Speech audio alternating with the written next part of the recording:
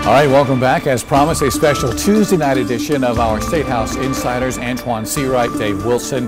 In early this week because of plans later in the week. Guys, thank you for rearranging your schedules for us.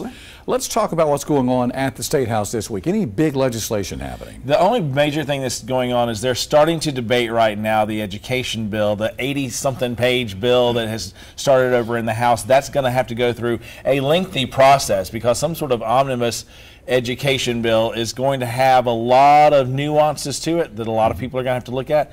And there's always that little space for the pork that gets thrown in there every now and then. What has happened with this massive education bill that Dave speaks to is the fact that there are teachers who feel like they have zero input. You've heard them loud and clear cry out and wave their hands saying we want to have input on this process because it impacts us. And now we heard yesterday from the state superintendent of education, Molly Spearman, felt like she's been kind of locked out of this process too.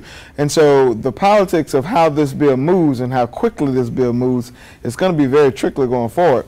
I suspect that it will not move at the rapid pace that lawmakers thought, only because teachers feel like they have no voice in the fight. One of the most important things, and you've seen this within the business community, there's a movement called Transform SC, which has been a place where the business community and the education community have come together with legislators to say we need to start addressing the issues from a well-rounded standpoint. And that's included everybody from superintendents to school board administrators to a bevy of school leaders that have been giving that level of input. And it would be very important for the legislature to start engaging that group more so because we end up being the end consumers of the education product in South Carolina. I want to talk about Dominion Energy for just a moment. Members of the Black Caucus letting Dominion Energy know some of their constituents not too happy with those $1,000 rebates that were promised. We all heard the ads on the radio and on television over and over and over.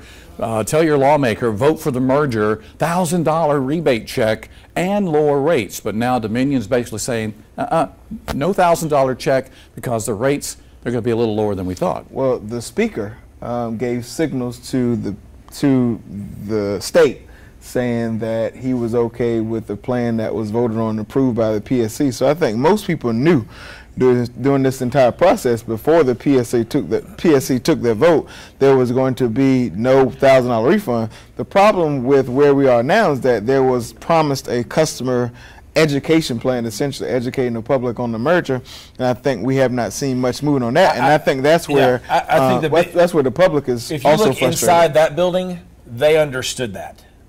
I think the average person at home remembers the commercial where you were promised $1,000 and now you're not getting that. That tends to be how we see this, because is this a bait and switch? Is this, hey, listen, we're going to wave our flags and be really happy about this and try to get your attention to get a deal, but at the same time backtrack that? It feels that way. And for the average person at home, when you're seeing your bill go down, and they mentioned this in a press release yesterday, the average electricity bill is going to go down 36 cents a month for 1,000 kilowatt hours. Is that the level of impact that you thought you were going to be seeing on your bill when it came in, or you're going to be promised, as we've talked about on here, because we talk about what's it going to be like for the person at home who actually gets a $1,000 check that you're not going to be getting now? Let's talk about 2020, because it just seems like so many Democratic candidates are flooding the state of South Carolina. We're a little less than 2 years away from the election. Look, I'm thrilled to death. I'm so happy. I wrote my op-ed piece because I'm a contributor for BuzzFeed, and I talked about the road to heaven and that temporary public housing unit, 1600 Pennsylvania Avenue, runs through South Carolina. I've been saying for a while that South Carolina is the political filling station on the road to the White House and the best place to get supper. And now the national reporters are starting to figure that out. Look, 60% of the people who cast their vote in the primary here will be African American. This is the first real test for that vote. Many of the states that follow South Carolina will have similar demographics and similar issues. And so you find candidates coming here to find their southern groove, because Barack Obama can tell you in 2008 and Hillary Clinton can tell you in 2016, we not only safeguard, but we launch people to the nomination. You go back to the numbers themselves. Barack Obama was down 34 to 37 points when he came into South Carolina and beat Hillary Clinton when he was here. This is a battleground state for a reason. I mean, this is South Carolina politics. I mean, we talk about this on the air every week. This is a time where people come in here, they've come from Iowa, then they hit New Hampshire, and then they come here, and we chew them up and spit them out. And that's what the process of being in South Carolina is all about. It's a real testing ground on the Southern strategy, and as we know from migration that's happening, more and more people are moving in this direction. Well, listen, nobody retires and moves up north, so we have the population, we have the numbers, but we also set the tone for what the race will be like post-South Carolina. Iowa's cute, Vegas is a good time, New Hampshire is good to do exercise, but South Carolina is where you go to war in the Democratic primary and the Republican primary. And so we're known to pick presidents and pick nominees. And so you'll see that. You're going to see more and more traffic as more people get into the race.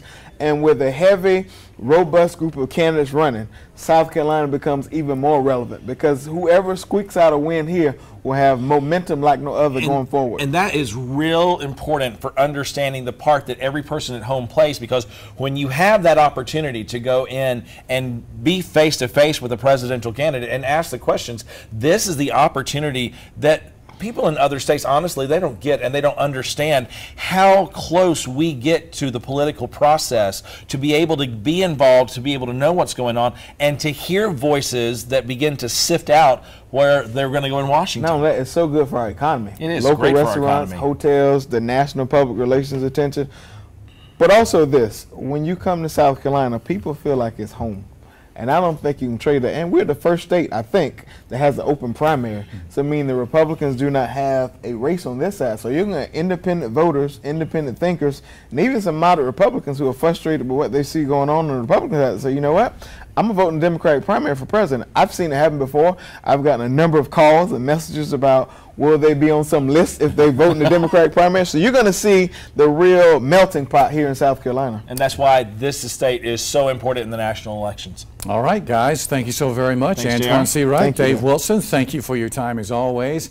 And when we come back, South Carolina's weatherman Jim Gandy has a check on your forecast.